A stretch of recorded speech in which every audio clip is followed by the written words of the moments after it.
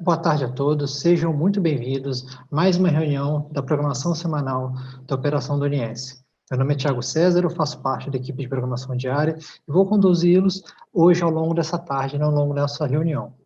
Bem, primeiramente eu gostaria de lembrar vocês que a nossa apresentação está dividida em 3 blocos, entre cada um desses blocos, e ao final nós vamos fazer uma sessão de respostas. Vamos responder as perguntas que vocês vão inserir no nosso chat, lá no nosso site. À medida que vocês vão acompanhando as reuniões, vocês vão ter um campinho lá para preencher com as perguntas que vocês quiserem fazer sobre qualquer dúvida que tiver ao longo da apresentação.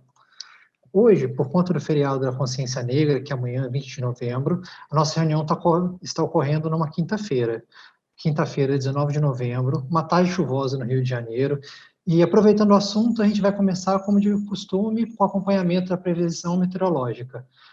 Hoje a previsão vai ser apresentada pela nossa colega Beatriz, da Gerência de Recursos Hídricos e Meteorologia. Então, Bia, pode começar. Obrigada, Thiago, pela apresentação. Vou compartilhar aqui com vocês.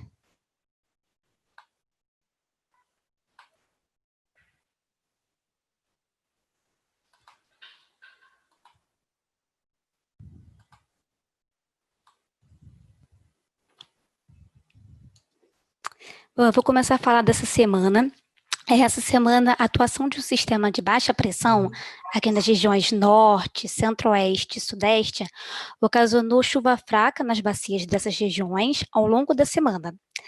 Teve um outro sistema também, na segunda-feira, uma frente fria avançou rapidamente aqui pela região sul, provocando chuva fraca nas bacias, chuva com totais menores do que estava previsto aqui na região sul. Na terça-feira, essa frente fria estava atuando no litoral, avançando pelo litoral de São Paulo e litoral sul do Rio de Janeiro, e desde ontem essa frente fria está atuando aqui no oceano, na altura do estado do Rio de Janeiro. E essa frente, junto com esse sistema de baixa pressão no interior do continente, mantém a condição de nebulosidade de precipitação aqui nas bacias das regiões sudeste e centro-oeste.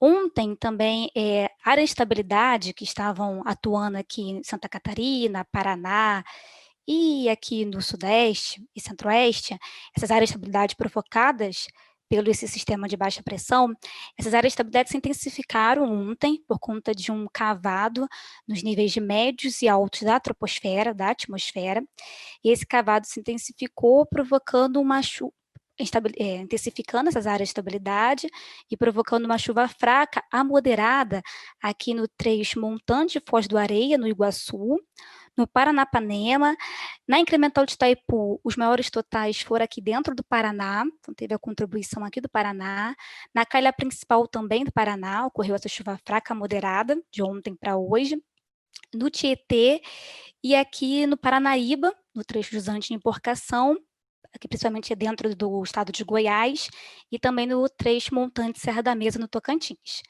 Vou mostrar os totais acumulados no próximo slide.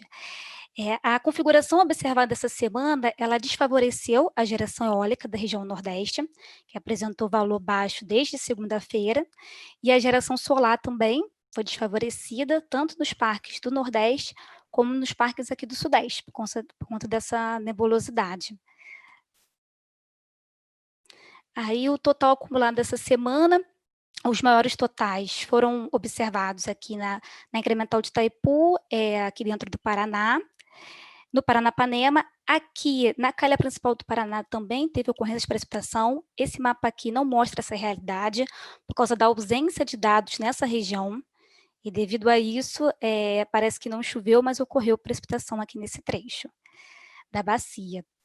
E aqui, né, destacando, como eu falei, no Paranaíba, né, essa chuva, principalmente de ontem para hoje, a jusante emborcação, e aqui no Alto Tocantins. Aqui no norte, a chuva foi mais de forma de pancada, né, devido ao aquecimento diurno e ao sistema de baixa pressão que eu falei, chuva de forma pancada e isolada, ainda nas bacias. E aqui no sul, destacando, né, essa chuva fraca, aqui no Uruguai, no Iguaçu quase nada. Esses aqui foram os maiores desvios da previsão, que tinha uma previsão de chuva um total maior para essa semana, e isso não ocorreu. aqui no Uruguai e no Jacuí. A chuva ficou mais, né, aqui no sul, mais concentrada no trecho montante de Foz do Areia, no Iguaçu. Aí para a próxima semana, essa frente fria que hoje está aqui na altura do Rio de Janeiro, no oceano, amanhã ela avança pelo litoral do Espírito Santo e já chega no final do dia no litoral sul da Bahia. E ali ela fica atuando de amanhã, de sexta, até pelo menos na segunda-feira.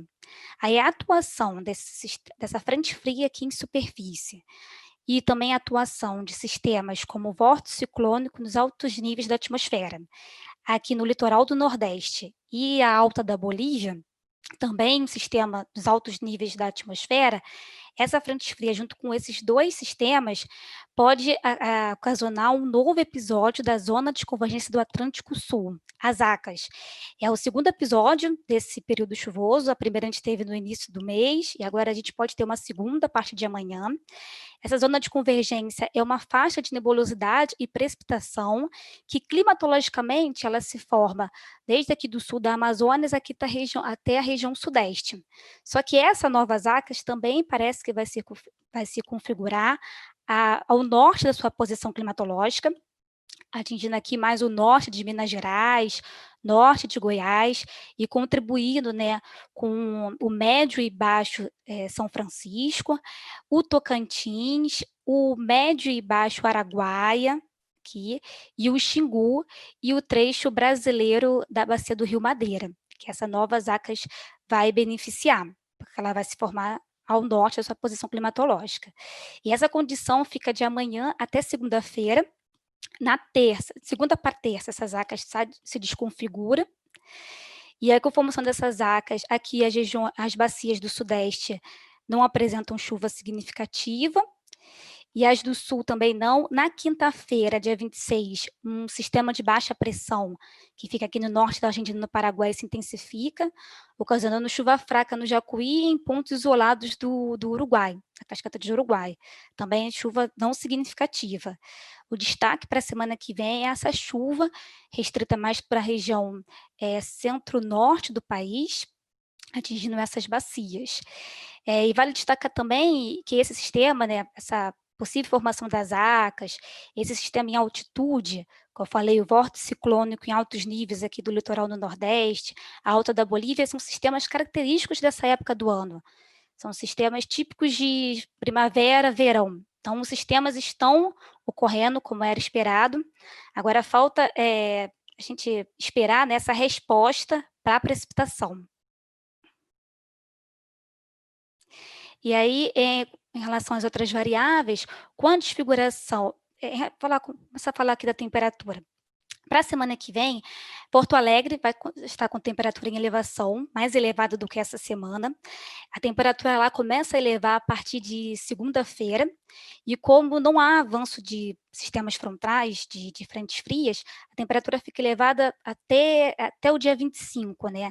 Dia 26, com essa baixa aqui se intensificando, provocando nebulosidade, precipitação, a temperatura cai um pouco, mas mais no final da semana, né?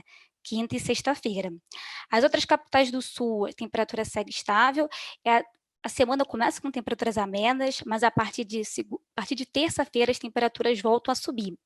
Elas ficam estáveis porque essa semana, como eu falei, o início da semana começou quente e depois, com a passagem da frente fria, a temperatura caiu.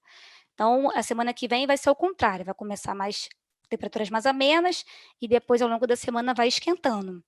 A mesma condição aqui para o sudeste. As temperaturas, na média, para a semana que vem, ficam estáveis, semelhante a essa semana, mas com um padrão diferente. As temperaturas começam amenas, mas ao longo da semana vai esquentando. E nas demais capitais, no centro-oeste, norte e nordeste, as temperaturas seguem estáveis. Tem a ocorrência de precipitação aqui no interior do Nordeste. Essa precipitação não deve atingir as capitais do Nordeste, até com a aproximação desse vórtice ciclônico de altos níveis aqui para o litoral do Nordeste. Até isso ajuda também a elevar a temperatura, principalmente aqui Recife, Rio Grande, Natal, João Pessoa. E também a ocorrência de precipitação aqui no norte, né, no início da semana, também não influencia a temperatura nas capitais do norte, por isso que as temperaturas seguem estáveis.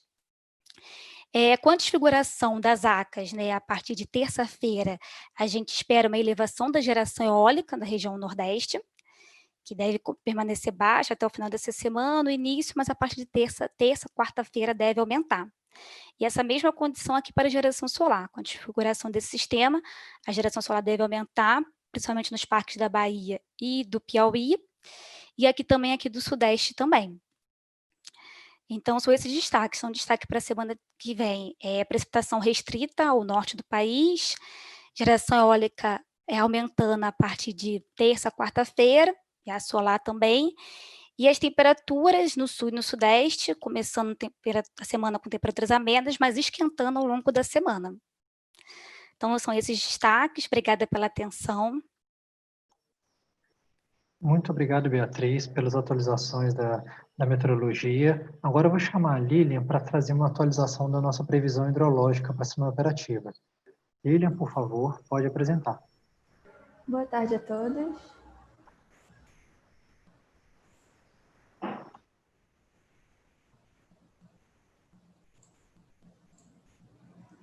Então, seguindo a nossa apresentação com a previsão hidrológica, temos aí a previsão de precipitação para a próxima semana.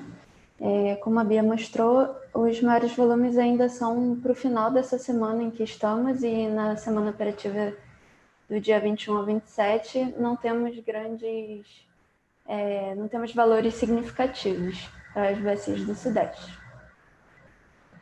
Então, observando o acompanhamento das ENAs para o Sudeste, nós temos uma ENA verificada de 58% e uma atualização da previsão mensal para 59% da MLT, representando o segundo menor novembro do histórico. Para a bacia do Rio Grande, nós temos uma ENA verificada de 61%, a previsão mensal de 50% da MLT, representando o quarto menor novembro do histórico. Para a bacia do Rio Paranaíba, nós temos uma ENA verificada até então de 64% e uma previsão mensal de 59% da MLT, representando o oitavo menor novembro do histórico. Para a bacia do Paranapanema, nós temos também uma ENA verificada de 46% e uma previsão mensal de 48% da MLT. Isso representa o 12º menor novembro do histórico. Para a bacia do Rio Paraná, nós temos uma ENA verificada de 50% e a previsão mensal de 56% da MLT, representando o quarto menor novembro do histórico. Olhando agora a previsão de precipitação para o sul, da mesma forma, apenas a previsão de chuva mais para o dia de hoje mesmo, e a semana operativa em que estamos vendo não possui nenhum valor significativo de chuva. Então, no acompanhamento de ENAs, podemos ver uma ENA verificada de 23%, com uma atualização da previsão mensal de 21% da MLT, representando assim o menor novembro do histórico, de 90 anos.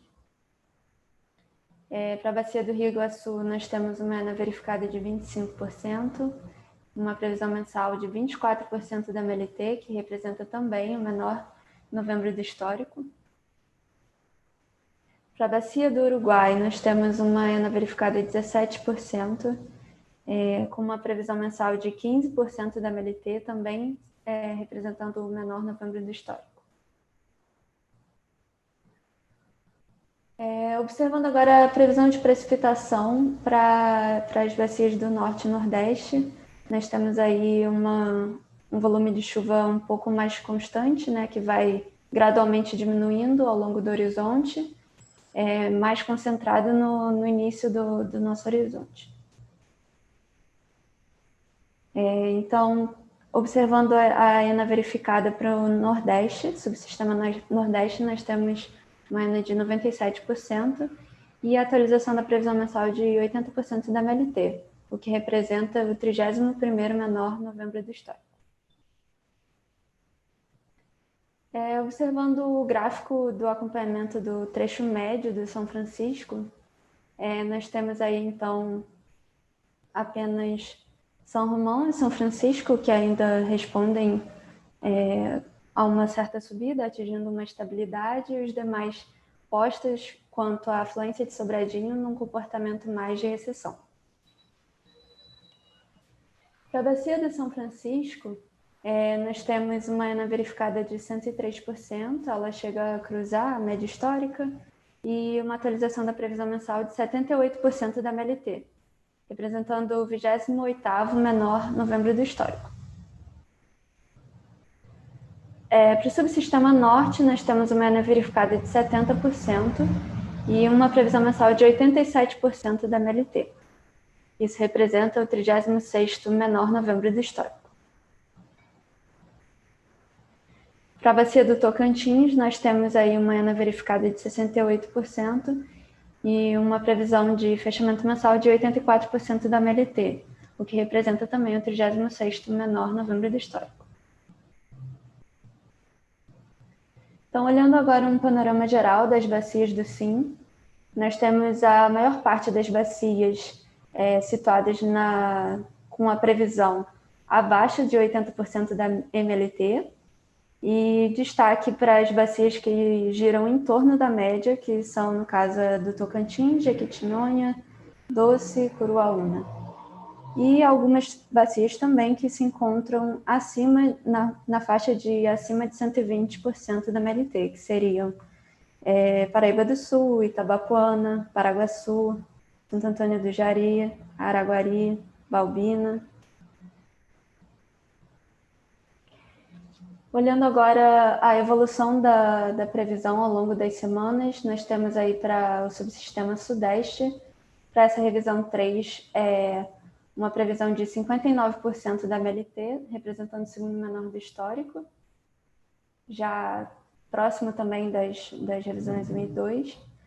No Nordeste, nós temos um valor para a revisão 3 de 80% da MLT, o 31º menor do histórico, também um valor próximo da revisão 2. Para o subsistema sul, nós temos para a revisão 3 a previsão de 21% da MLT, representando o menor do histórico. E para o subsistema norte, nós temos uma previsão de 87% da MLT, representando o 36º menor do histórico. Olhando aí a evolução dos cenários para o segundo mês, no caso dezembro, nós temos para o subsistema sudeste um valor médio de 70%, podendo variar entre 37% e 187% da MLT. Já para o subsistema sul, temos um cenário médio de 61%, podendo variar entre 13% e 206%. Para o subsistema nordeste, nós temos um cenário médio de 88%, variando entre 41% e 251%. Já para o subsistema norte, nós temos um cenário médio de 89%, variando também de 39% a 262%. Observando agora a evolução do armazenamento para os subsistemas, temos que, conforme o comportamento já dos últimos meses, esse armazenamento que vem sendo usado, ele tem um comportamento aí, então, de recessão. Da mesma forma, para os aproveitamentos, nós temos aí Três Marias com 47% do EAR, Serra da Mesa com 23%, Furnas com 21%, Nova Ponte com 17%, Emborcação com 11% e Tubiara com 3%.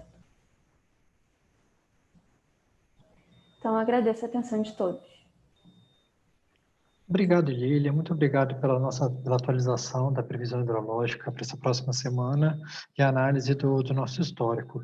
Agora eu vou convidar o nosso colega Paulo Diniz para apresentar o detalhamento da operação hidráulica para a próxima semana operativa. Pode pegar a tela, Paulo, por favor. Muito obrigado. Ok, Thiago. Boa tarde a todos. Vou compartilhar aqui minha tela.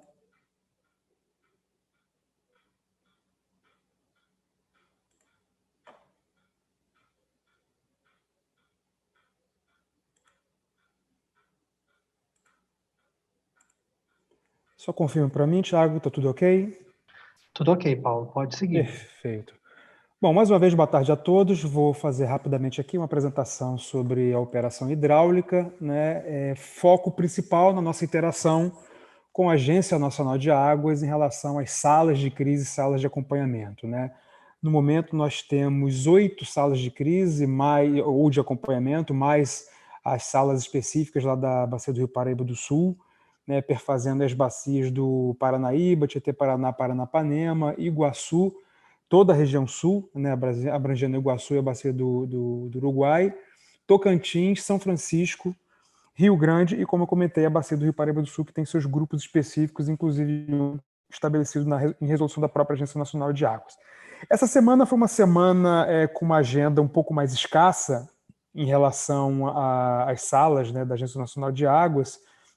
Nós tivemos uma já realizada semana, que foi da hidrovia Tietê-Paraná, foi realizada ontem, daqui a pouco eu vou comentar o resultado da mesma, e teremos uma amanhã da bacia do Rio Paranapanema. Em relação às outras, vou dar uma passada rápida e no final eu comento sobre essas duas. Bom, em relação à bacia do Rio São Francisco, né, essa daqui é a prospecção apresentada na última reunião da sala de situação dessa bacia, coordenada pela Agência Nacional de Águas, realizada no dia 27/10.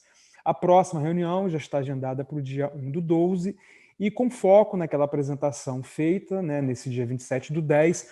Esse era o cenário que a gente tinha, né, para Três Marias, ao final do horizonte de avaliação, que era janeiro de 21, uma variação dependendo do cenário a ocorrer, né, nesse range temporal.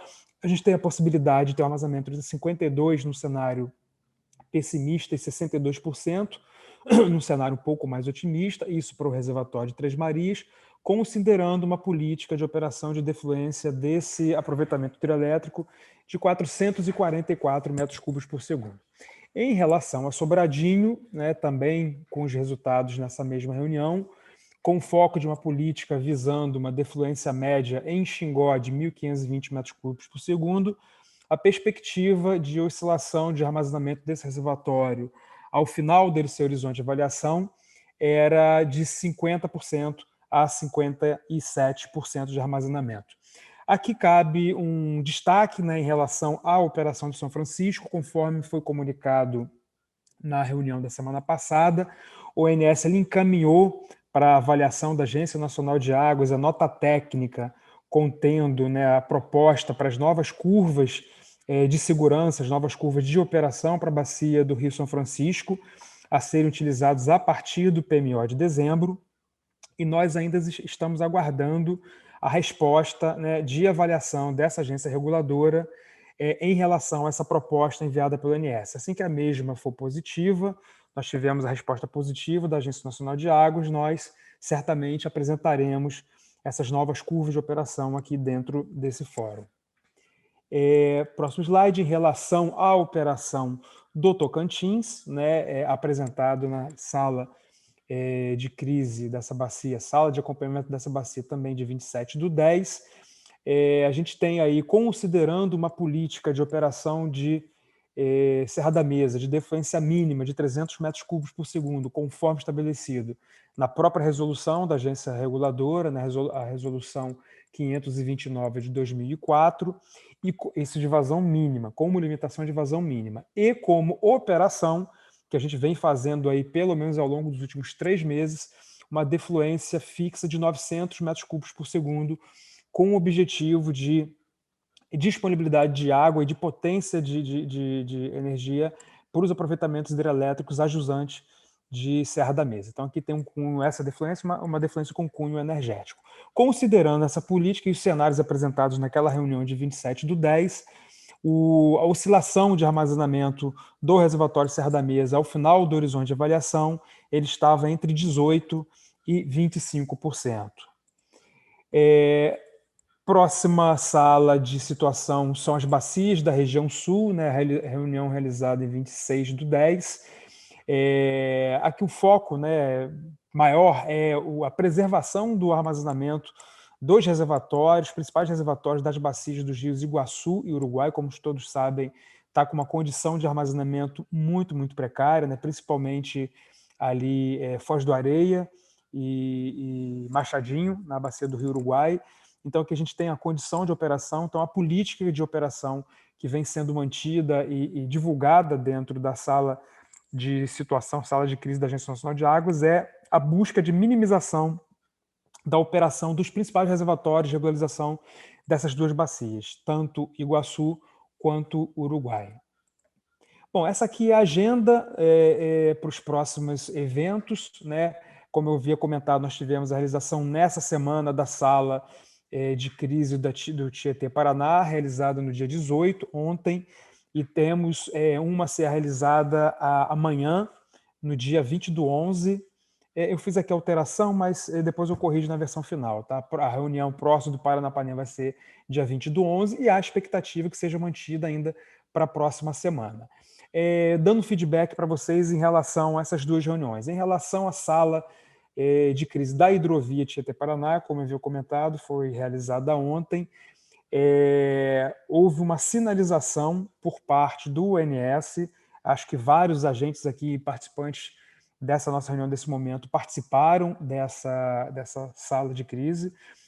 Se algum agente, operador de aproveitamento hidrelétrico, não recebeu o convite da Agência Nacional de Águas, eu sugiro o envio de e-mail solicitando convocação para a próxima reunião para o e-mail do antonio.lima@ana.gov.br, solicitando a convocação para a próxima reunião. Nessa reunião foi sinalizado pelo ONS a complexidade que a gente está vivenciando na operação do sistema, nessa transição entre o período hidrológico seco e úmido, agora de 2020, né, a gente com despacho térmico, praticamente todo despacho térmico autorizado pelo CMSE, fora da ordem de mérito, vários aproveitamentos hidrelétricos chegando próximo dos seus armazenamentos mínimos, né, por exemplo, Tumbiara, Água Vermelha, Marimbondo, e a gente então sinalizou que numa situação de agravamento da situação hidrológica, né, da não reversão do período hidrológico seco para o período hidrológico úmido, nas principais bacias que compõem principalmente a bacia do Rio Paraná, que a gente ia avaliar a segurança da garantia dos níveis mínimos para a operação da hidrovia Tietê-Paraná. Em função disso, não foi agendada uma próxima reunião para a hidrovia Tietê-Paraná e ficou-se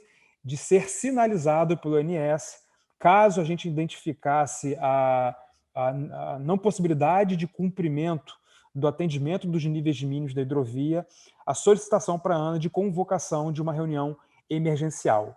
Ou seja, então, foi dado o recado, nessa última reunião da hidrovia Tietê-Paraná, de que a situação de operação do sistema é muito complexa e que não há garantia absoluta de atendimento dos níveis mínimos para operação da hidrovia Tietê-Paraná, principalmente entre os aproveitamentos de Três Irmãos e Ilha Solteira ao longo das próximas semanas.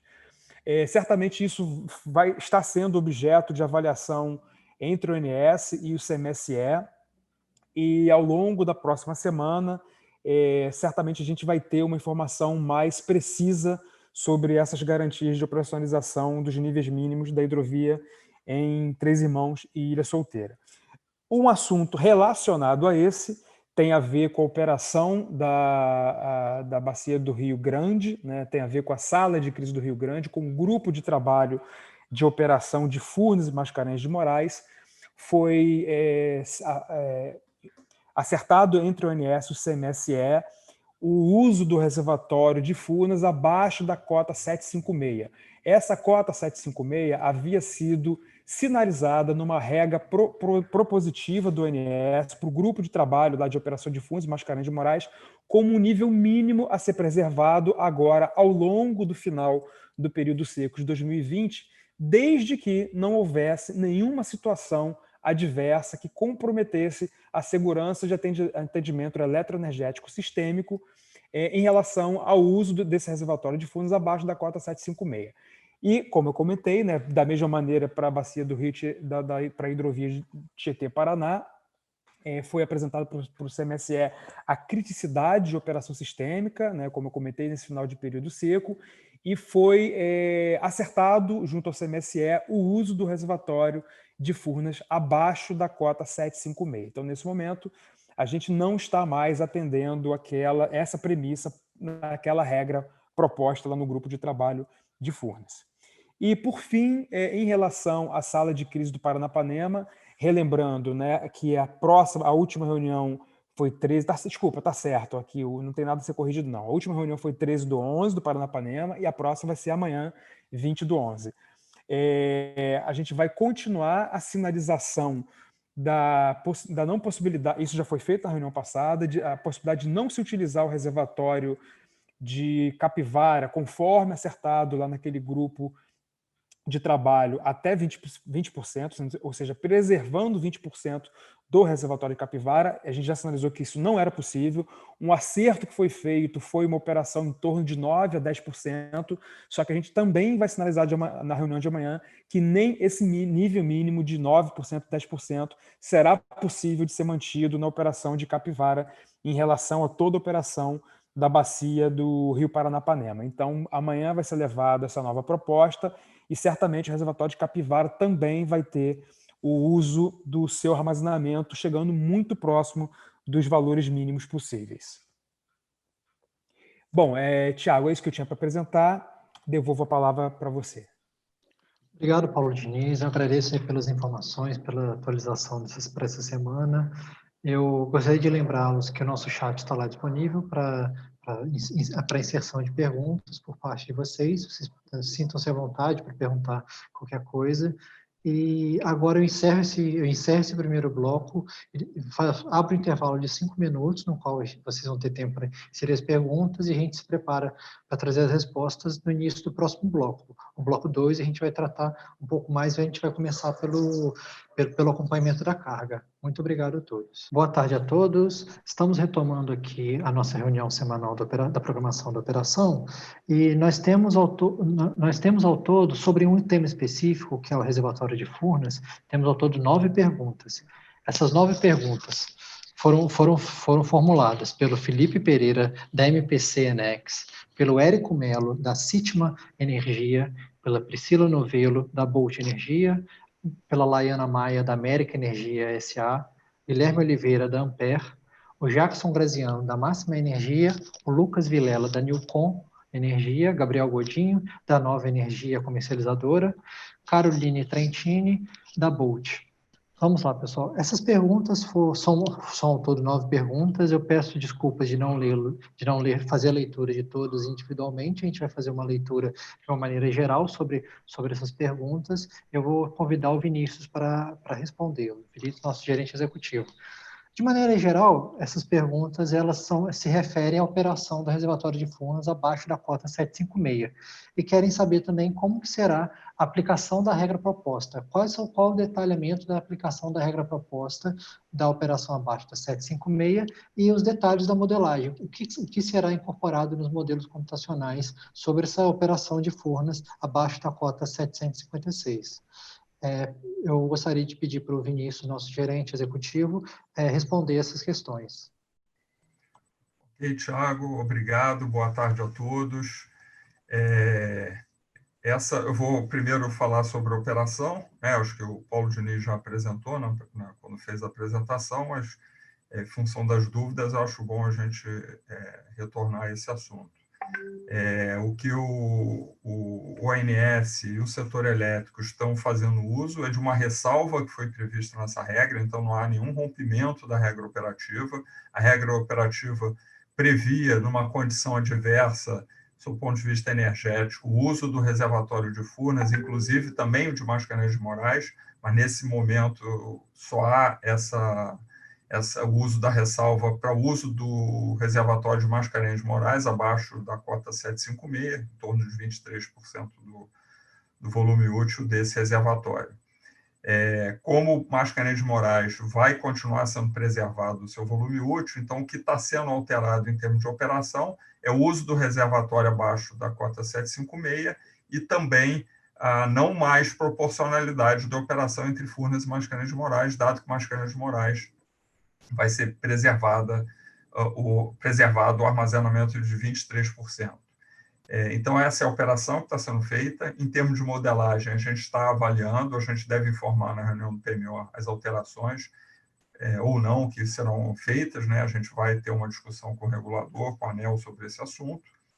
E eu acho que eu esclareci todos os pontos. Foram muitos pontos tratados, mas eu quis separar o que a gente está fazendo na operação, que vocês terem todos aqui clareza, e em termos de modelagem, em função de alterações que essa operação estão causando na operação de fato que está sendo feita, a gente vai avaliar junto ao ANEEL o que a gente poderia alterar em termos de representação dessa regra operativa no modelo.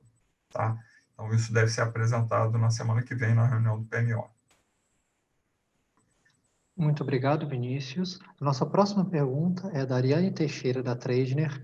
Ela pergunta o seguinte: boa tarde. Com relação às novas curvas da Bacia do São Francisco, proposta pelo ONS, à medida que houver uma resposta da ANA, o documento será publicado no site do ONS antes do PMO de dezembro? Obrigado. Obrigado, Ariane, pela pergunta. Eu vou convidar aqui a Simone Borim, gerente de Recursos Hídricos e Hidrometeorologia, para responder a sua pergunta, Ariane. Boa tarde, Ariane. Boa tarde a todos. Então, conforme a gente já vem praticando, né, nos últimos 2 ciclos em relação à construção das curvas de segurança, assim que a gente tiver a formalização do encaminhamento da ANA, do uso dessas curvas de segurança nesse próximo ciclo, nós vamos disponibilizar no Sintegre, assim como a gente já tem dos anos anteriores, para a consulta de vocês. Obrigada. Obrigado, Simone. A nossa próxima pergunta é do Jackson Graziano. O Jackson Graziano, da Máxima Energia. O Jackson, ele também fez, a primeira pergunta dele foi respondida sobre a operação especial de Furnas, e ele, complementando a sua primeira pergunta, ele trouxe uma outra questão. Para os outros aproveitamentos, como, por exemplo, Capivara, haverá nos decks alguma mudança em relação aos níveis mínimos de armazenamento? Eu vou convidar o Paulo Diniz para responder a pergunta do Jackson. Por favor, Paulo. Ok, Tiago. Boa tarde, Jackson. Respondendo a sua pergunta, Jackson, toda e qualquer limitação de operação hidráulica de aproveitamento hidrelétrico, ele tem que ser formalizado, oficializado, ou através de uma regulamentação da Agência Nacional de Águas, ou através de uma declaração do próprio agente responsável pela operação do aproveitamento hidrelétrico, via FSARH, Formulário de Solicitação de Atualização de Restrição Hidráulica, ou através de uma deliberação do CMSE. Especificamente em relação ao caso de Capivara que eu comentei, dos 20%, em momento nenhum isso foi uma restrição formal, isso era uma intenção da Agência Nacional de Águas exposta dentro da sala de situação da Bacia do Rio Paranapanema, que até então o ONS sinalizava da complexidade desse atendimento. Tá? Então, nesse caso específico de Capivara, essa limitação de 20% nunca foi formal, nunca foi oficial, era somente uma intenção da Agência Nacional de Águas, uma vez que essa limitação não é via declaração do próprio agente, via FSARH, e nem via regulamentação da própria agência reguladora. Obrigado, Paulo. Temos outras perguntas que serão respondidas ao longo da nossa apresentação. O nosso próximo passo é dar início, de fato, ao nosso segundo bloco de apresentações. A primeira apresentação desse segundo bloco será pelo nosso colega Danilo, que vai apresentar a previsão de carga para a programação diária e acompanhamento diário semanal. Danilo, por favor. Boa tarde a todos. Deixa eu só compartilhar aqui.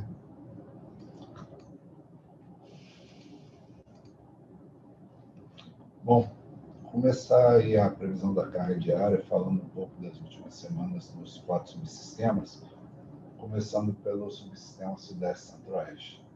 Aqui nós temos as barras representando a carga média diária, do dia 3/10 até o dia 17/11.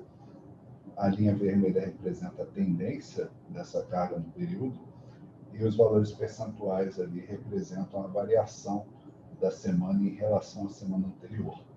Como no momento que foi feita essa apresentação, essa semana só tinha 4 dias completos, esses 4 dias são comparados com os 4 dias da semana anterior, dos 4 primeiros dias da semana anterior. Então, depois da forte frente fria aí no início de novembro, nós tivemos uma retomada forte da carga na semana passada, uma elevação de 9,47%. Essa semana, a retomada continua com uma elevação até o momento de 2,85%.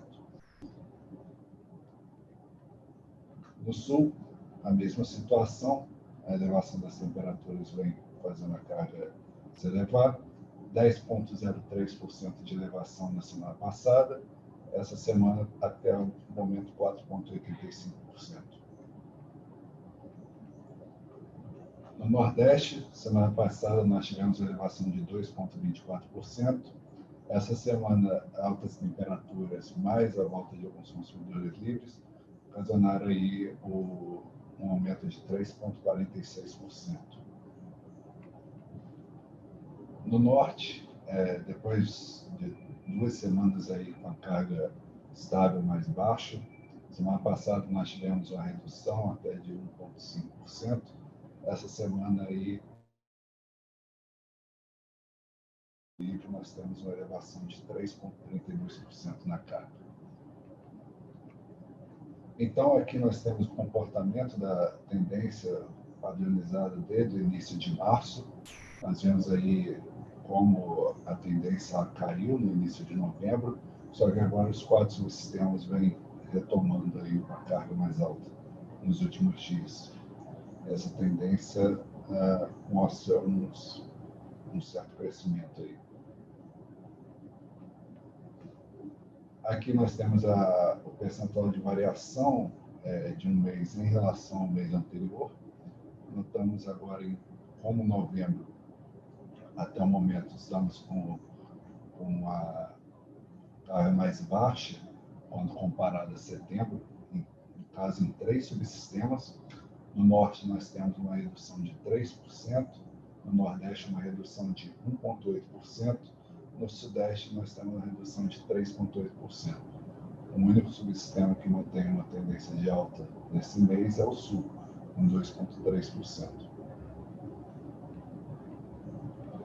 Aqui nós chegamos aos resultados da previsão diária da carga. Aqui nós temos a carga diária verificada contra a carga diária prevista, do dia 13/11 até o dia 18/11. Nós vemos aí desvios dentro do esperado, em torno de 1%. Somente o domingo, dia 15/11, que veio com um desvio um pouco mais alto, de 2,1%. Lembrando que foi um dia típico, dia das eleições, um feriado, e nós temos também uma carga mais baixa, fazendo aí desvios serem percentualmente mais significativos nesses tipos de dias. Aqui nós temos a carga horária verificada contra a carga horária prevista no mesmo período, né? Do dia 13/11 até o dia 18/11. E nós podemos aí ver ali, entre o dia 14/11 até o dia 15/11, um momento onde os desvios foram mais altos. Nós tivemos uma madrugada aí de carga bem alta. Nós colocamos um comportamento comum de transição de sábado para domingo, só que a carga veio um pouco mais alta do que o esperado. No decorrer do dia, a previsão se ajustou, a carga verificada se ajustou à previsão e os desvios voltaram à normalidade aí, até o momento. E aqui, para fechar, nós temos o histograma dos desvios da PDE. Nós temos aí uma semana muito boa, com 95,12% dos desvios abaixo de 3%, sendo que 50,17% estão abaixo de 1%. Agradeço a todos. Boa tarde. Obrigado, Danilo. Obrigado pelas informações. Agora, eu vou convidar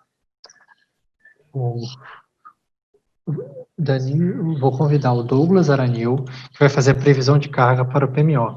Por favor, Douglas, vai me mostrar a revisão semanal para esse PMO. Por favor, Douglas. Obrigado, Thiago. Boa tarde a todos. Retomando a apresentação, falando agora um pouco a respeito da previsão de carga semanal, começando pelo subsistema Sudeste e Centro-Oeste, apresentando o que temos no gráfico, primeiramente. Na esquerda, em azul, nós temos os valores mensal previsto para o mês de novembro, na revisão zero do PMO. Em seguida, nessa cor mais clara, nós temos os valores semanais verificados para as semanas do mês de novembro, e em seguida, nessa cor verde, nós temos as previsões realizadas nessa revisão semanal para as semanas 4 e 5. Por fim, nós temos o novo valor do mês revisto em função das atualizações das semanas. Assim como o Danilo falou, a primeira semana operativa desse mês foi marcada por diminuição das temperaturas, além, é claro, do feriado. Essas temperaturas foram inferiores até aquelas que haviam sido previstas para essa semana, e com isso a carga apresentou um valor de 36.666.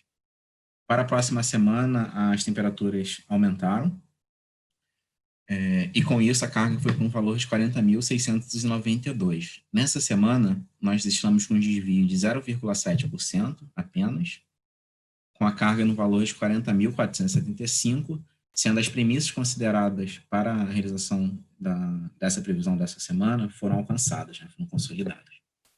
Para a próxima semana, assim como a Bia falou, existe a expectativa de manutenção das temperaturas médias nas capitais do subsistema Sudeste e Centro-Oeste, com uma pequena inversão em relação a essa semana, a semana começando um pouco mais amena e ao longo da semana as temperaturas subindo. O que destacamos para a semana 4, principalmente no Rio de Janeiro, é a ocorrência de temperaturas superiores a 30 graus Celsius, temperaturas máximas, superiores a 30 graus Celsius em alguns dias, e com isso nós não realizamos alterações nas nossas projeções para a semana 4 e 5 em relação ao que havia sido previsto na última revisão. Com as 3 primeiras semanas verificadas e a manutenção das previsões para a semana 4 e 5, nós temos um novembro revisto de 40.058, que encontra-se desviando menos 1,7% em relação à nossa previsão inicial. Esse desvio negativo encontra-se muito associado a essa primeira semana operativa. A respeito do subsistema Sul, as considerações para esse subsistema são bastante semelhantes ao subsistema Sudeste. Na primeira semana operativa, com temperaturas mais amenas. Nessa segunda semana, as temperaturas já subiram e a carga retomou com um patamar que estava sendo observado ao final do mês de outubro, de 12.500. Nessa semana operativa, a carga continuou crescendo, com o valor de 12.790, que nos deu um desvio de 4,4% em relação à nossa previsão para a semana, sendo esse desvio muito associado à carga voltada para a irrigação. Para a próxima semana, existe a expectativa de manutenção das temperaturas médias nas capitais desse subsistema, exceto em Porto Alegre, que existe expectativa de temperaturas médias superiores ao observado essa semana. Destacando também para Porto Alegre a ocorrência em alguns dias de temperaturas superiores a 30 graus Celsius, e com isso nós realizamos um ajuste nas nossas previsões, no valor de 4,2% para a semana 4, e temos para a próxima semana uma previsão de 12.961. Com as 3 primeiras semanas previstas e a nova previsão realizada nessa revisão para a semana 4 e 5, nós temos um novembro revisto de 12.478, enquanto se desviando 2,1% em relação à nossa previsão inicial do PMO. No subsistema Nordeste, esse é um subsistema que, em condições meteorológicas, encontram-se bem estáveis e típicos para essa época do ano. O destaque que trazemos é para as 2 primeiras semanas operativas, semana 1 e 2, com a redução de cargos do consumidor livre da região, sendo essa carga retomada nessa terceira semana operativa. Com isso, a terceira semana operativa fecha no valor de 12.052, enquanto se desviando 2,3% em relação à nossa previsão. Para a próxima semana, dada a estabilidade das condições meteorológicas e em função da manutenção também dos consumidores livres, sem nenhuma indicação de redução de carga, nós realizamos um ajuste nas nossas previsões no valor de 1,9% para 12.064, e com as 3 primeiras semanas verificadas e a semana 4 e 5 previstas, nós temos um novembro revisto de 11.866, que enquanto se desviando apenas menos 0,3% em relação à nossa previsão inicial para o mês.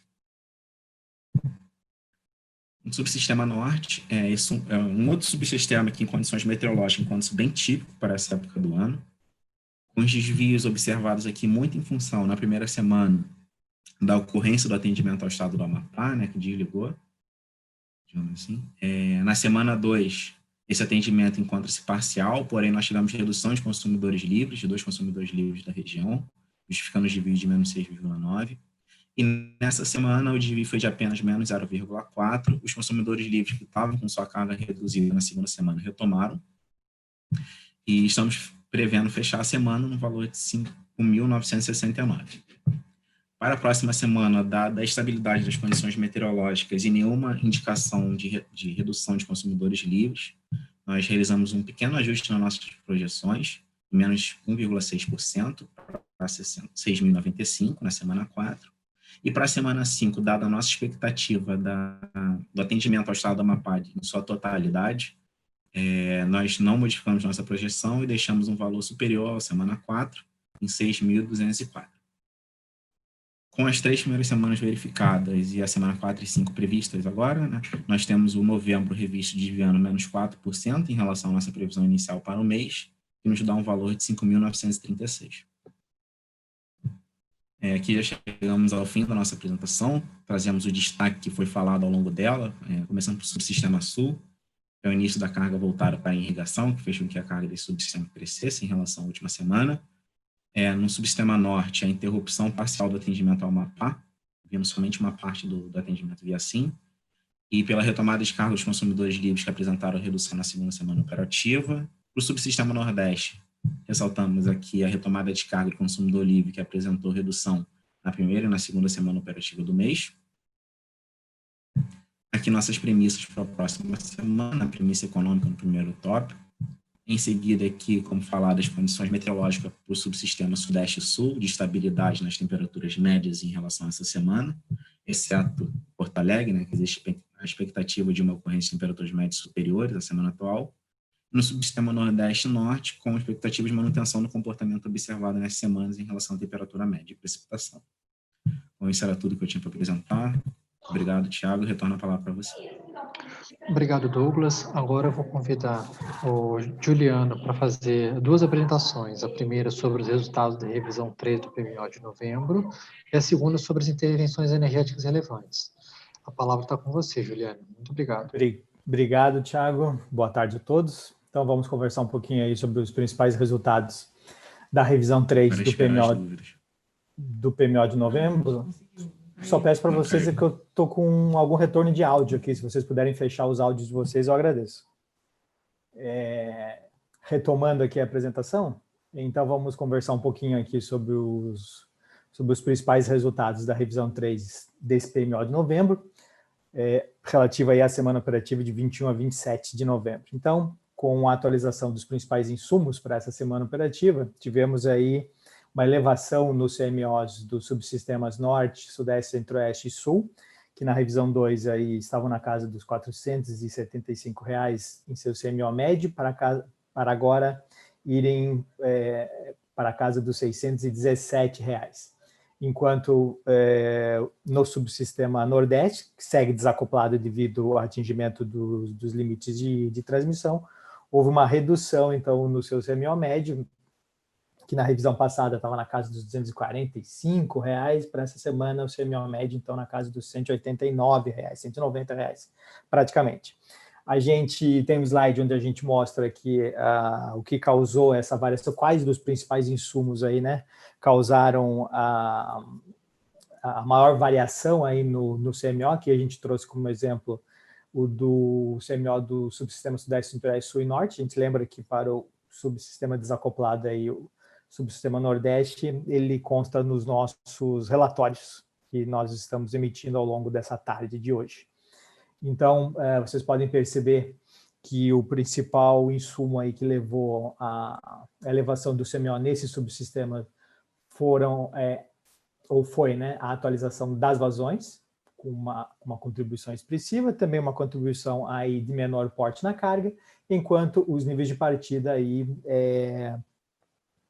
sensibilizaram o CMO no sentido de uma redução. Isso é facilmente explicável por conta do despacho térmico aí fora da ordem do mérito, que não é modelado, né? Então, mas pensando em termos de sensibilidade aí do que causou a elevação, a gente reitera que o principal insumo que causou essa variação foi a atualização das vazões para a próxima semana operativa. Aqui a gente sempre traz o despacho térmico referencial dado pelo Decomp, na casa aí dos 11.851 megawatts, praticamente 12 GB. Né? Atualização também do comando de despacho antecipado das usinas AGNL, então agora a gente já está olhando a semana de 23 de janeiro a 29 de janeiro de 2021, permanecemos aí sem despacho por ordem de mérito, enquanto também permanece a necessidade de despacho da usina de Luiz Melo, nos valores que a gente vem apresentando sempre, na casa dos 204 megawatts, para evitar ou para reduzir o risco de corte de carga na região de Valadares e norte do Espírito Santo. As principais ofertas aí para a próxima semana operativa, da parte do Uruguai e pelas comercializadoras Eletrobras e Enel, nenhuma novidade em termos de montante, e permanecendo aí 285 megawatts médios, com variações apenas nos CVUs, né? Com ajustes nos CVUs. Então, divididos aí em 4 blocos. A parte das ofertas da Argentina, também ofertadas pela Enel, mantidos os 8 blocos, e essa oferta de 2.200 megawatts também mantida da semana passada, apenas com também ajustes aí, ou reajustes, no caso, dos valores de CVU atribuídos a cada um desses blocos.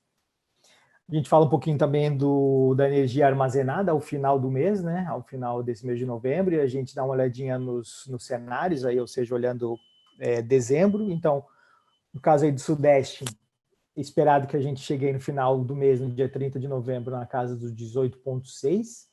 Olhando um pouquinho os cenários, a gente vê valores variando aí desde 11% até 36%, sendo o valor esperado na casa dos 19%.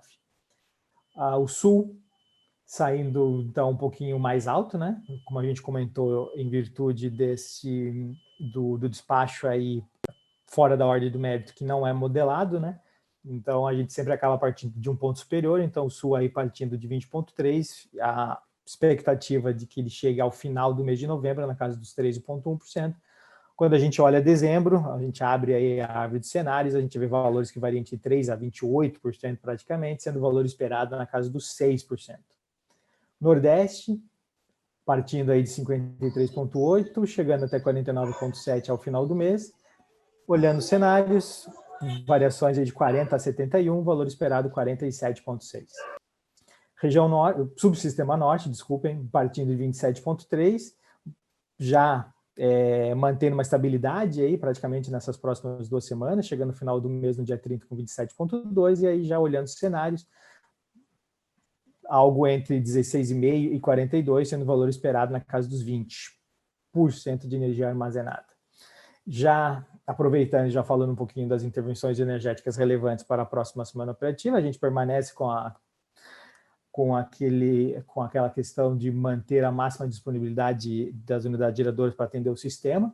A gente traz aqui aquelas intervenções que atenderam ao nosso critério de relevância, ou seja, intervenções de unidades geradoras que alterem limites sistêmicos, ou intervenções de unidades geradoras de grande porte. Então vamos a elas. No subsistema Sudeste Centro-Oeste, na usina de Água Vermelha, uma intervenção envolvendo a unidade geradora 3, uma manutenção preventiva anual programada para o período de 21 a 22, ou seja, sábado e domingo. Usina de Marimbondo, unidade 7, uma manutenção preventiva nas chaves seccionadoras do vão dessa unidade geradora, também sábado e domingo. Porto Primavera, a usina de Porto Primavera, a unidade 5, para uma manutenção preventiva no mancal guia e substituição da motobomba de vedação do eixo, no sábado, dia 21. A usina de Peixe Angical, unidade 1, manutenção preventiva programada para os dias 21 e 22, de forma diária, a das 8 às 17, ou seja, ela volta para a ponta, de sábado, no caso. Chavantes, uma intervenção envolvendo toda a usina por teste de recomposição programado para o domingo, dia 22, da 1 às 8 horas da manhã. para o subsistema norte, a usina de Telespires, também a parada da usina para o teste preliminar de recomposição, programado para o dia 23, segunda-feira, na carga durante a madrugada, das 0 às 6.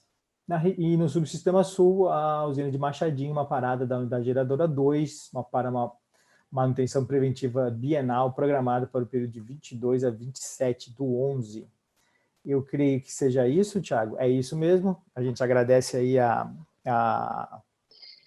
possibilidade de fazer essa apresentação e a gente fica à disposição aí para dirimir eventuais dúvidas. Muito obrigado. Devolvo a palavra para você. Obrigado a você, Juliano. Com a apresentação do Juliano agora, a gente encerra o nosso segundo bloco de apresentações. Boa tarde a todos. A gente teve um problema técnico logo depois do final da apresentação do Juliano.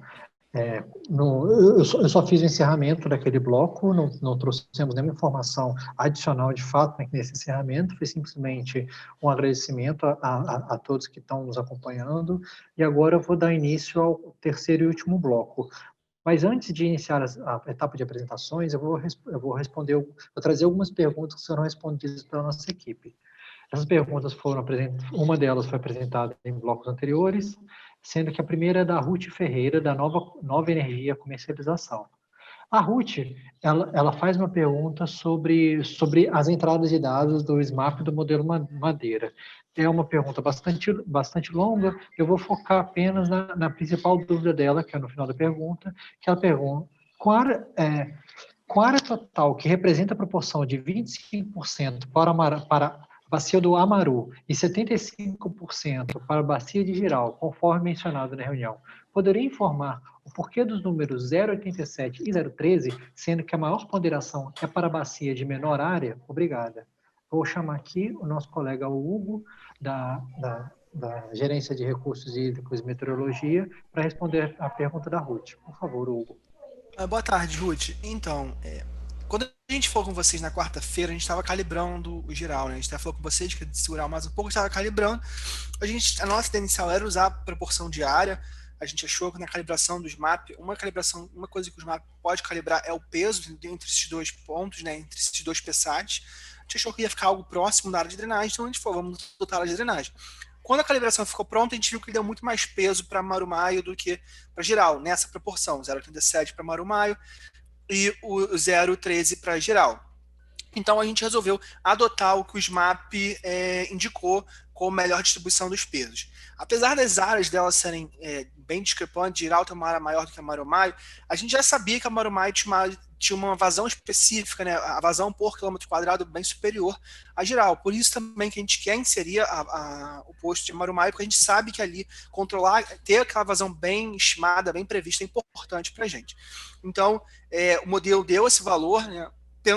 Olhando agora retrospectivamente, faz sentido, é uma área que tem uma declividade maior, é uma área que chove mais, então que você tem uma perspectiva melhor de mais água.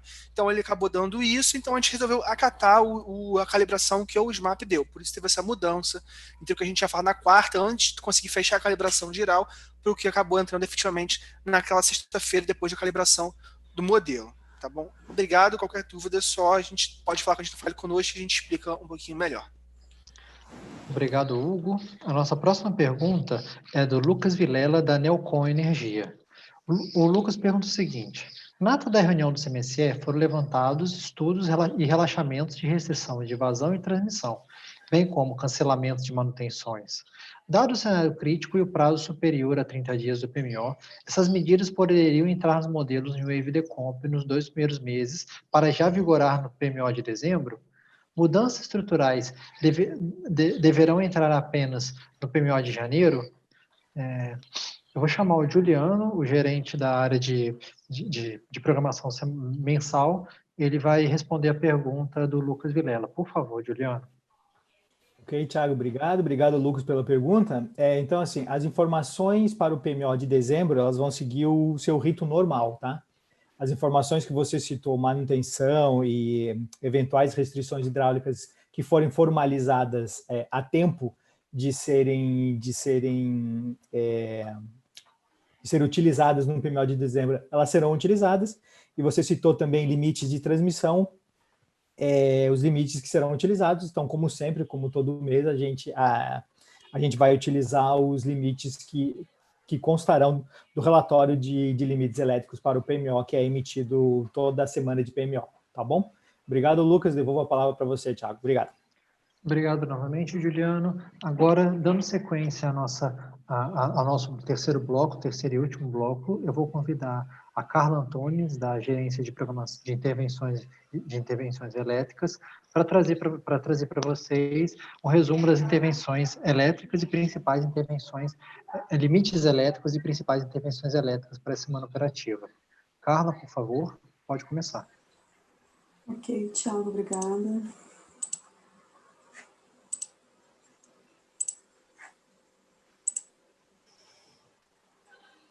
Bom, boa tarde a todos. Vamos falar então dos limites e das principais intervenções da área elétrica, né?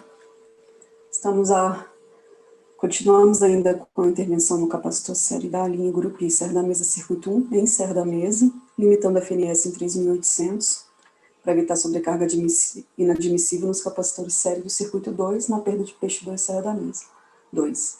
Além disso, há uma redução dos limites de FNS em 400 MW para contingências relacionadas à perda de bipolo ou a perda dupla do Curuí Xingu e corte de máquinas em Itaipu. Ela, então, permanece até às 17 horas do dia 20/12. Depois de 1 da manhã do dia 19 até às 7 do dia 21/11, sábado, desligamento do disjuntor 15 de 500 kV, lá na subestação Rio das Éguas, para substituição de TC, limitando a exportação do Nordeste em 5.500 e o fluxo Nordeste-Sudeste em 2.300, para que o SIM suporte dinamicamente contingências com falha disjuntor na subestação. Depois das 0 às 7 do dia 22/11, domingo, desligamento da linha Rio das Éguas Bom Jesus da Lapa 2, 500 kV para adequação do CEP, limitando a exportação Nordeste em 5.000, fluxo Nordeste-Sudeste em 1.700 e fluxo Norte-Sul em 2.200, também para que o SIM suporte dinamicamente as contingências na subestação Rio das Éguas. Das 7 às 17, dos dias 23 e 24, segunda e terça-feira, desligamento da linha 500 kV Barreiras 2 e Rio das Éguas Circuito 2, limitando a exportação Nordeste em 5.400 e o FNES em 2.200, também para que suporte dinamicamente a perda do circuito remanescente.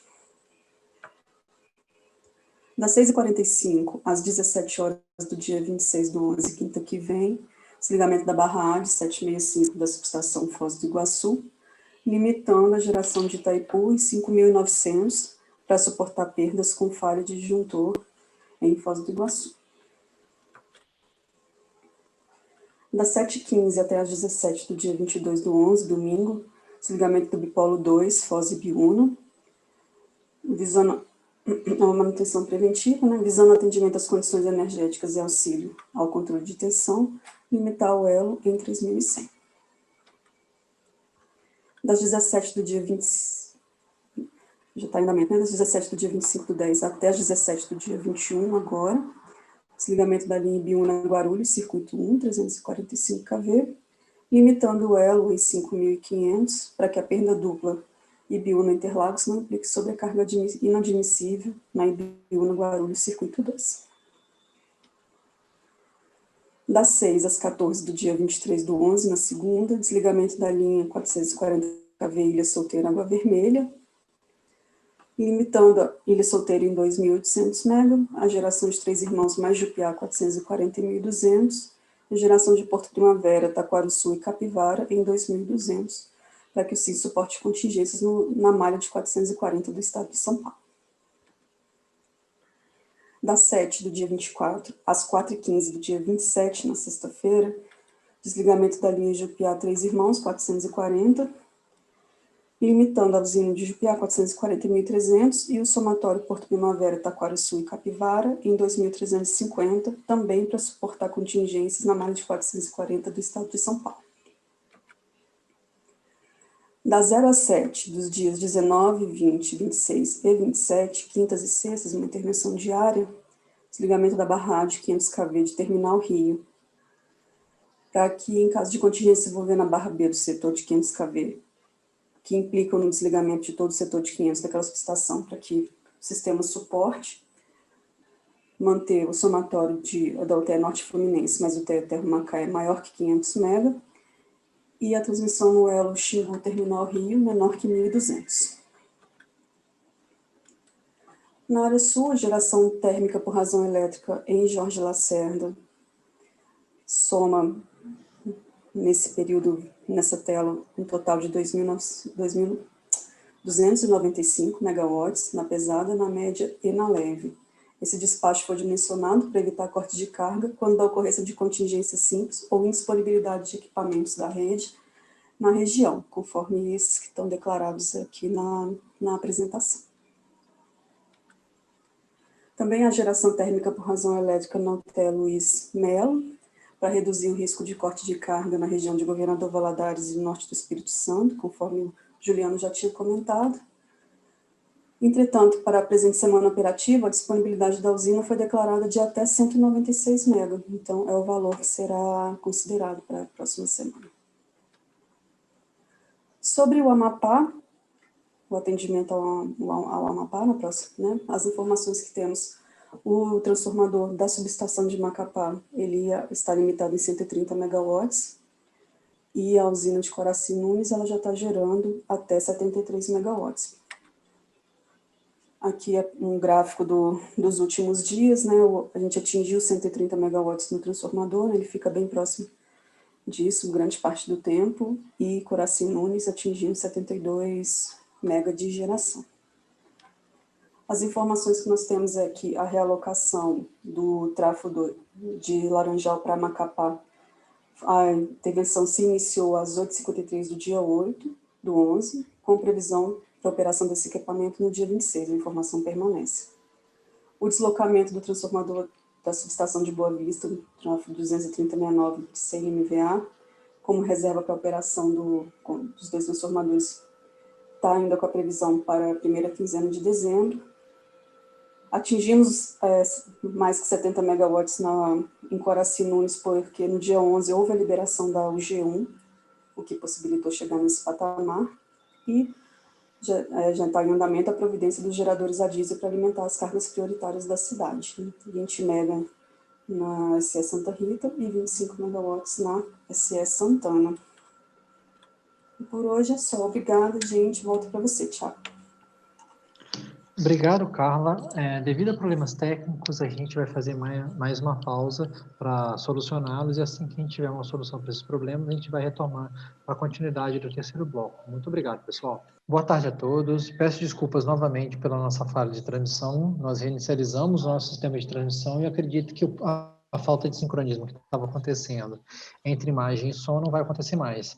Ressalto que no final quando a gente carregar esses arquivos de vídeo para o nosso canal oficial do YouTube, nós vamos compor o áudio e vídeo para que os usuários depois possam ter acesso pleno com o áudio e vídeo sincronizado da nossa transmissão. Fazendo esse relato, eu vou pedir ao nosso colega Vitor Brasil para apresentar a política operativa, que vai relatar um pouco de como foi a política operativa da semana que passou. Por favor, Vitor. Obrigado, Thiago. Então, dando continuidade à nossa apresentação semanal, tratando da política operativa, gostaria de apresentar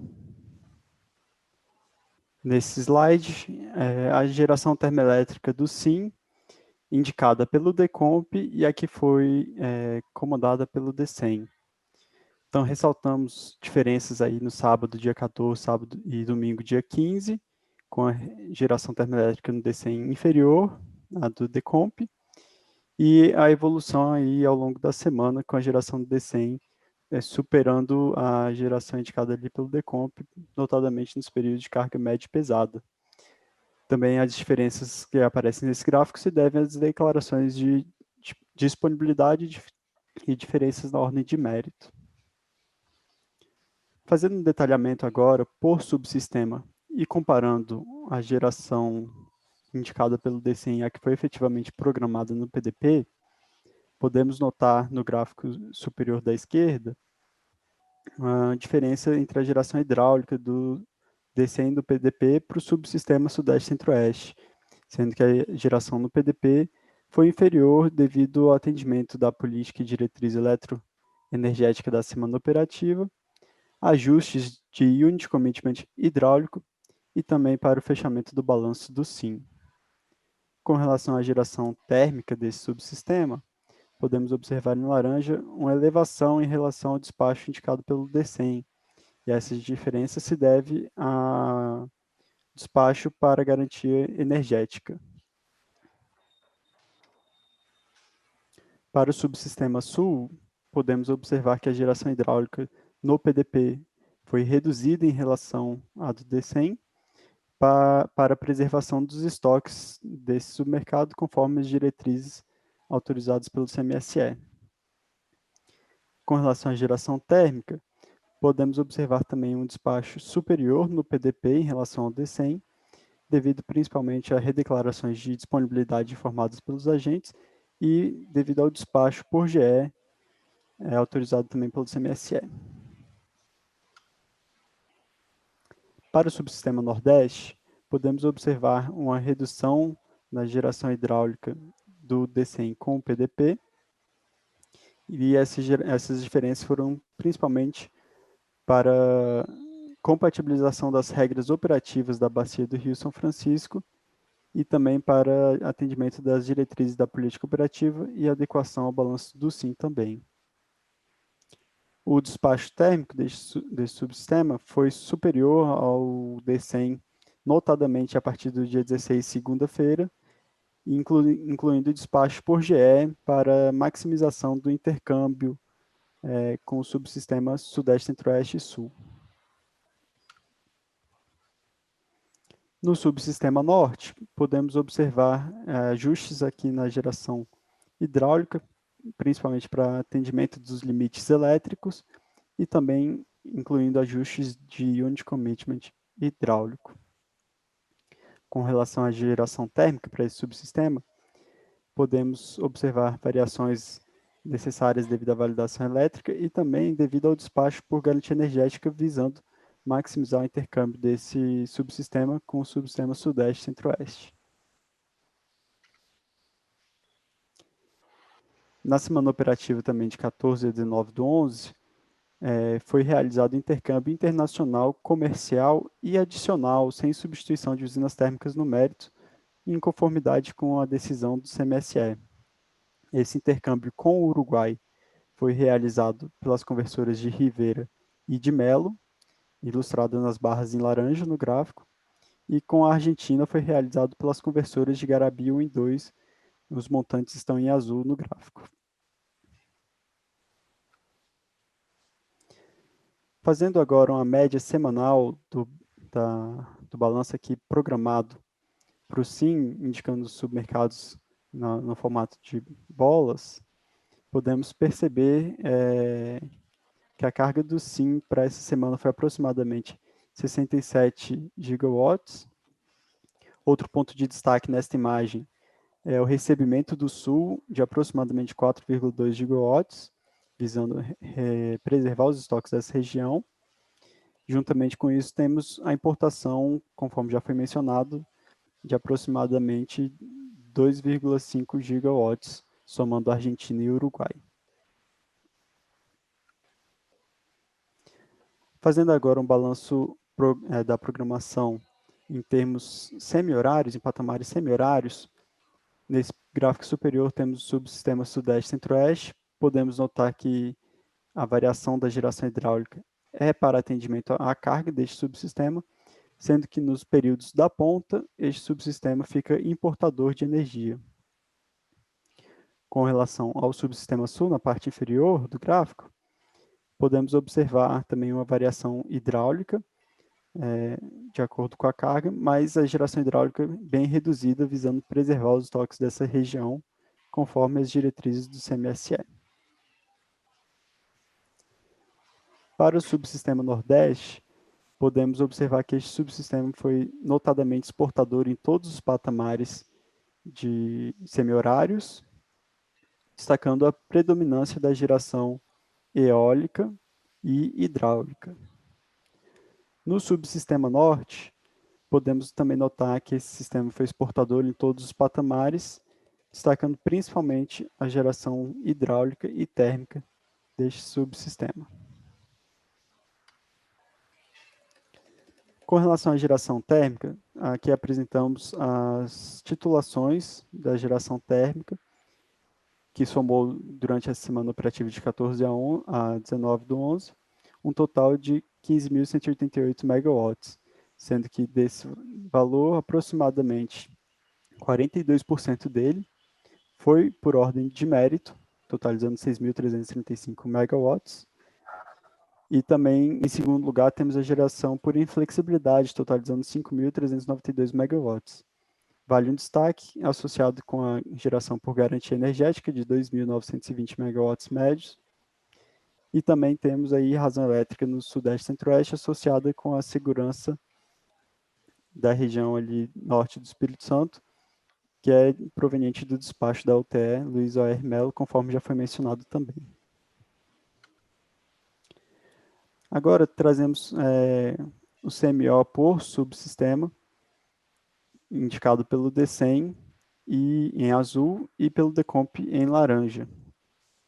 Podemos observar no gráfico superior para o Sudeste que esse CMO ele fica um pouquinho superior ao do DECOMP a partir do dia 16, sendo que no dia 17 temos uma elevação bem pronunciada, e vamos detalhar esse destaque nos próximos slides também. O mesmo comportamento vale para o subsistema sul na figura de baixo. Para o subsistema nordeste, podemos observar que tem uma grande variação em relação ao DECOMP, resultado também da previsão diária de geração eólica deste subsistema, e em geral os valores ficam maiores do que o CMO indicado pelo DECOMP. Para o CMO do subsistema norte, podemos observar que esse CMO ele também varia de acordo com a geração do Nordeste, em função do limite do intercâmbio com o subsistema Sudeste-Centro-Oeste. Apresentando os CMOs por barra, de uma forma georreferenciada, e escolhendo o dia 17, que foi o dia que apresentou o CMO mais elevado, que, conforme a gente já falou, a gente pode perceber nesse período, nesse horário de ponta, né, valores bastante elevados no Sudeste e Centro-Oeste, parte da região Norte, sendo que outra parte da região Norte, junto com o Nordeste, ficam descolados dos outros subsistemas com CMO reduzido. E vale ressaltar que esse dia 17 do 11, conforme já foi mencionado também na apresentação da previsão de carga diária, que esse dia 17 foi o dia que apresentou a maior carga prevista. E o último destaque é o ponto de fronteira entre a região com CMO reduzido e a região com CMO mais elevado, que é justamente ali onde há o estrangulamento do limite do FNS mais FNES. Para termos uma visão do CMO por barra, nos 48 patamares semi-horários para cada subsistema, vamos utilizar de uma ferramenta estatística que é o Boxplot. Então, essa figura é um pouco explicativa de como funciona a leitura desse tipo de gráfico, sendo que temos em forma de bolinhas os possíveis outliers inferiores e superiores. Em forma de traço, temos os valores mínimos e máximos. E no centro da caixa, temos a mediana. A parte inferior da caixa representa o primeiro quartil e a parte superior da caixa o terceiro quartil. Aplicando essa ferramenta para visualizar o CMO por barra no subsistema Sudeste, podemos observar que esse CMO ele apresenta pouca dispersão entre o primeiro e o terceiro quartil. Isso significa que a caixa fica bem comprimida. Ela varia de acordo com a carga, né, fazendo um destaque para o horário das 16h30, que o CMO é bem elevado nesse subsistema. E como outliers, a gente destaca ali outliers com valores nulos devido ao SGI que limita a geração da UHE Jurumirim, e valores ali mais reduzidos que limitam o escoamento da região ali de Miracema-Gurupi devido ao limite FNS mais FNES. Subsistema Sul, esse subsistema também apresenta um CMO com pouca dispersão, a caixa fica comprimida, e o CMO varia de acordo com a carga também, sendo que no horário de ponta esse CMO fica bem elevado. Como outliers, podemos destacar ali para os patamares 7 horas e 7h30, 2 outliers associados com a intervenção que limita a geração mínima de Santa Clara em Fundão em 70 megawatts. Para o subsistema Nordeste, podemos observar que esse subsistema também apresenta outliers relacionados com o conjunto eólico Serra do Mel, relacionado com o limite térmico de escoamento desse conjunto, e também com o conjunto eólico São Basílio, proveniente de um SGI que limita o escoamento de energia desse conjunto. Para o subsistema Norte, podemos observar que esse subsistema, diferente dos demais, apresenta uma dispersão um pouco maior, de forma que é possível a gente conseguir visualizar essa caixa, né? Essa dispersão mais significativa está relacionada com a diferenciação dos CMOs entre as áreas Manaus, Amapá e Maranhão, Pará. Aqui, então, a gente traz uma série de gráficos do balanço energético desde 1º de janeiro e vamos apresentar esse balanço por subsistema também. O destaque para a região Sudeste, Centro-Oeste, é a contração de carga que a gente observou desde meados de março, com a recuperação dessa carga nas últimas semanas, né? E o destaque também que temos para esse subsistema é o aumento da geração térmica em função da deliberação do CMSE autorizando o despacho por garantia energética. Para o subsistema Sul, podemos perceber que esse subsistema foi importador no primeiro semestre do ano, em função das condições hidrológicas. Ele teve uma geração hidráulica um pouquinho aumentada, mas em função da condição desse subsistema, condição hidrológica, voltou a ter a redução hidráulica minimizada e em função também da deliberação do CMSE, a geração térmica desse subsistema também foi elevada nas últimas semanas. Para o Nordeste, podemos perceber que esse subsistema apresentou perfil importador no primeiro quadrimestre e desde junho, com o aumento da oferta eólica, este subsistema passou a ficar exportador de energia, contribuindo para o fechamento do balanço do SIM. Ressaltamos também o despacho por GE nesse subsistema, visando maximizar o intercâmbio com o Sudeste e Centro-Oeste. Por fim, no subsistema Norte, podemos perceber uma grande variabilidade da geração hidráulica, sendo que no primeiro semestre essa geração resultou no subsistema exportador e no segundo semestre essa geração cai conforme a sazonalidade hídrica da região e como destaques também apresentamos o aumento da geração térmica visando maximizar o intercâmbio dessa região com o Sudeste e Centro-Oeste. Tiago, essa é a apresentação. Muito obrigado pela atenção. A palavra de volta com você. Muito obrigado, Vitor. Agradeço também a atenção de todos. A gente encerra, assim, o nosso último bloco de apresentações. Vamos fazer novamente um intervalo de 5 minutos, que a gente vai reunir as perguntas desse bloco e as perguntas que ficaram pendentes dos blocos anteriores, respondê-las logo após esse intervalo. Mais uma vez, obrigado, pessoal. Boa tarde, pessoal. Nós voltamos agora, depois do nosso último bloco de apresentações e o nosso intervalo, voltamos para a sessão de perguntas finais. Nós estamos recuperando perguntas que foram feitas ao longo da apresentação e outras que foram feitas apenas nesse nosso último bloco. A primeira pergunta é do Alessandro Dutra, da Petrobras, e ele pergunta o seguinte: estamos vivenciando variabilidade de CMO e despacho termoelétrico fora da ordem do mérito. Isso não evidencia a necessidade de ajuste nos modelos? Estamos realmente prontos para a PLD horária em 2021? Não seria fundamental a representação do Unit Commitment hidráulico para adequação à realidade do SIM? Para essa pergunta, vou convidar a Maria Cândida, gerente da programação de área de operação, para respondê-la. Por favor, Cândida.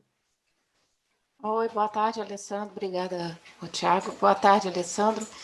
No nosso entendimento, estamos prontos sim para o preço horário. A entrada, a gente reconhece que a entrada do modelo D100 já trouxe muitas melhorias para a representação, ainda tem coisas a serem avançar, ainda tem campo para avançar. Então, a gente entende que estamos aptos sim de fazer essa transição. Tá? Obrigada. Muito obrigado, Cândida. Eu vou pedir para você continuar na linha, que a gente vai responder uma pergunta do Luiz Guilherme Camargo, também da Petrobras.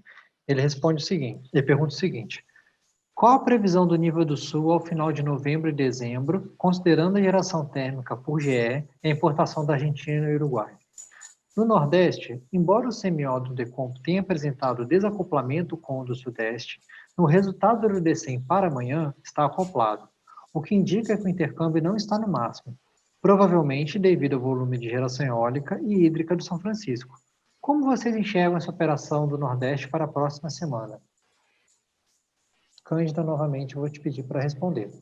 Tá bom, obrigada, Tiago. Boa tarde, Luiz Guilherme. Eu vou começar de trás para frente. A operação do Nordeste tem sido de maximização do Norte e Nordeste, maximização do intercâmbio para o Sul-Sudeste, em função, você mesmo já percebeu, em função da geração eólica, e realmente isso acontece, às vezes, dependendo da eólica do dia seguinte, a gente tem mais ou menos espaço na interligação. Então, é exatamente essa política que a gente tem feito. Quanto à questão dos níveis de armazenamento, em relação a dezembro, ainda tem muita incerteza envolvida. Em relação a novembro, a gente vai manter o despacho térmico por GE, e a intenção é que ele reduza o depressionamento do Sul e do Sudeste. É a política que a gente tem praticado. E devido a tantas incertezas, a gente prefere nem dar os números aqui, tá? Então, a política é exatamente essa, de reduzir o depressionamento, e para dezembro vamos ver como é que fica a situação, se melhora a questão hidrológica. Tá bom? Muito obrigada. Obrigado, Cândida. Eu peço para esperar, porque a gente tem mais uma última pergunta para você.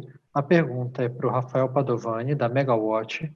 Ele pergunta o seguinte: existe alguma nota técnica sobre a metodologia empregada na previsão de usinas não simuladas no arquivo renováveis.dat? Por exemplo, de que forma é feita a previsão para a geração solar? Por favor, Cândida. Obrigada, Tiago. O arquivo renováveis ele é composto das usinas não despachadas, tem eólica e tem fotovoltaica. A sua pergunta em relação à fotovoltaica, a gente segue conforme procedimento de rede, a gente faz uma média dos últimos dias e um ajuste consolidado, e aí já com informação da meteorologia e também com informações de um modelo que está em desenvolvimento na PEM, que a gente já utiliza, já está utilizando algumas informações, mas ainda estamos seguindo conforme o procedimento de rede, tá? A base é a média do que vem sendo verificado nos últimos dias. É isso. Obrigado, Cândida, por mais essa resposta. Agora eu tenho mais uma pergunta do Rafael Padovani, da Megawatt. Ele pergunta o seguinte: no D100, o bloco DP corresponde à carga global, como no bloco DP do Decomp?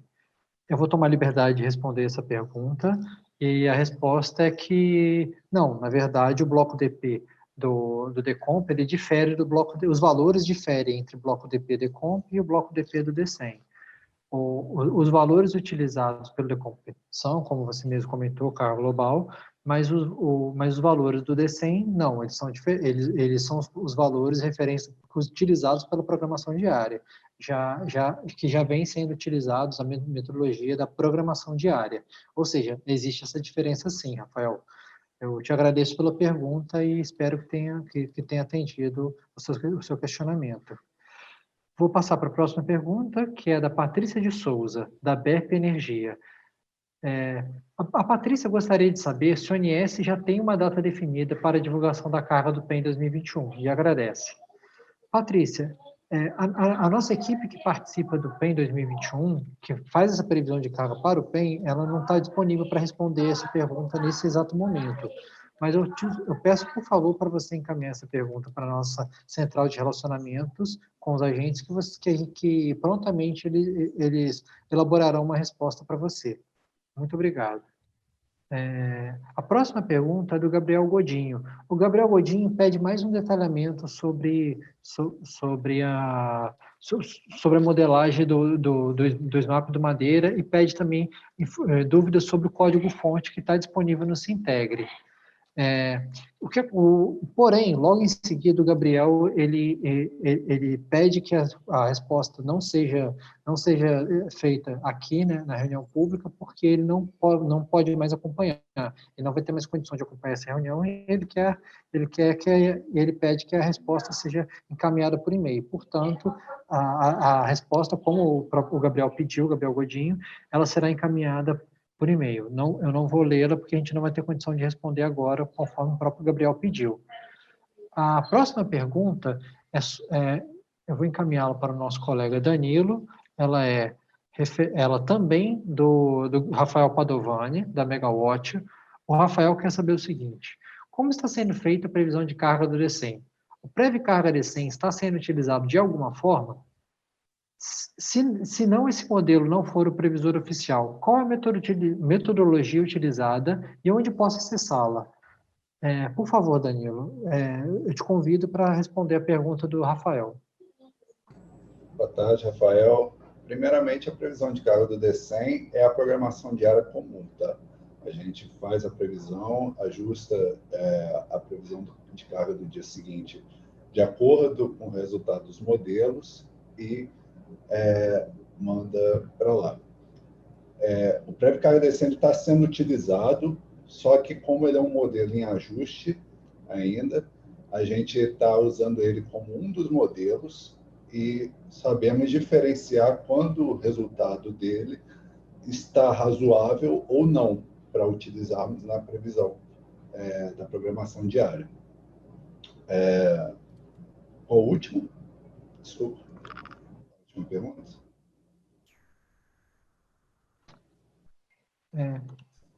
Ele pergunta como está sendo feita a previsão de carga, se o prévio carga DECEM está sendo utilizado, e se não, qual é a metodologia utilizada e onde pode ter acesso à metodologia.